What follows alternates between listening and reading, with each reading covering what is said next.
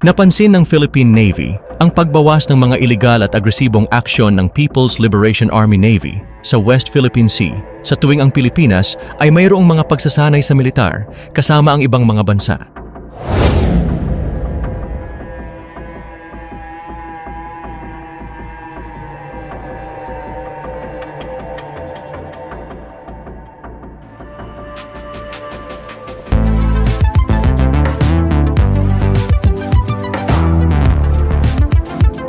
Huwag kalimutang i-like at i-share ang video na ito at mag-subscribe ka na din sa aking channel para updated ka sa mga bagong videos.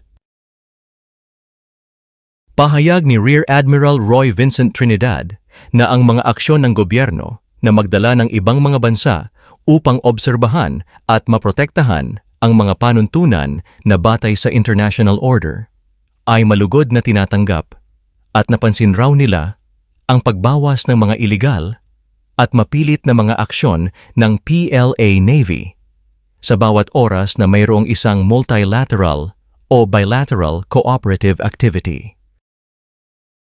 Dagdag pa niya na asahan na mas marami pang mga aktibidad ang darating sa hinaharap. Sa panahon ng Maritime Cooperative Activity ng Pilipinas at France sa WPS, noong February 21, sinabi ni Trinidad na walang PLA Navy, China Coast Guard, o mga maritime militia vessel ang namataan malapit sa lugar.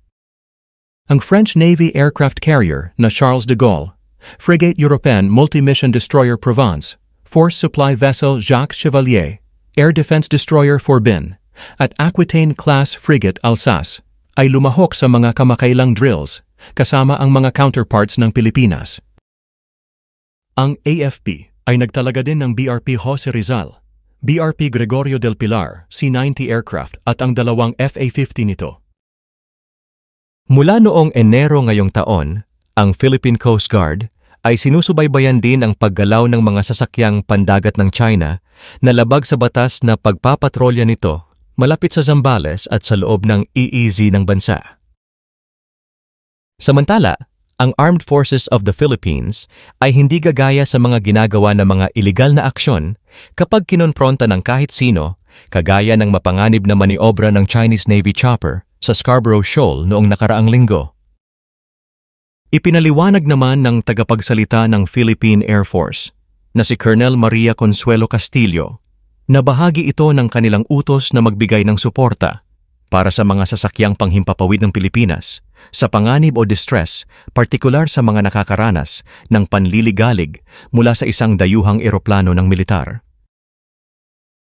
Ngunit para kay Rear Admiral Roy Vincent Trinidad, ay nilinaw na hindi sila makikisali sa mga iligal na aksyon na mapagpilit. Actions by any foreign power that endangers the lives of Filipino airmen, seamen, and even our troops on the ground are actions that have no place in a civilized world. The AFP will not go down to the level of illegal actions when confronted with actions that are illegal, that are coercive. We will keep performing our mandate. We will support other government agencies and ensure that their lives are safe. Batay sa pagsasanay ng PAF, sinabi ni Castillo na karaniwang pinapanatili nila ang 1 hanggang 2 wingspan distance sa pagitan ng dalawang sasakyang panghimpapawid. Recent training, usually for fixed wing, whenever we do formation flights or we have to fly alongside a different aircraft, for fixed wing to fixed wing, we maintain 1 to 2 wingspan distances. Which means if the wingspan of an aircraft is around 30 feet, then the smallest, safest distance that you can go near another aircraft, if you plan to go near or fly alongside it, should be 1 wingspan or around 10 meters. 10 meters. Okay, so you can't go nearer that. That's the safest. For helicopters, usually we maintain the closest formation. For a helicopter to go near another helicopter is around 2 rotor distances. So around 20. If the rotor distance is around 30 plus, it should be around 20 or more meters away from another aircraft. So definitely, allegedly, if that helicopter that went near the BFAR aircraft went less than 10 meters, then that's an unsafe distance.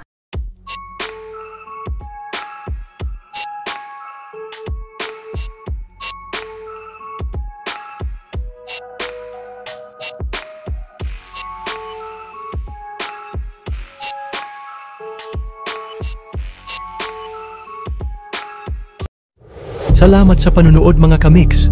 Ako ay mag-iiwan sa inyo ng katagang alamin natin ngayon, wag nang ipagpabukas. Kung ayaw mong batukan kita. Biro lamang. Ingat mga kamix, sa susunod na video na ulit.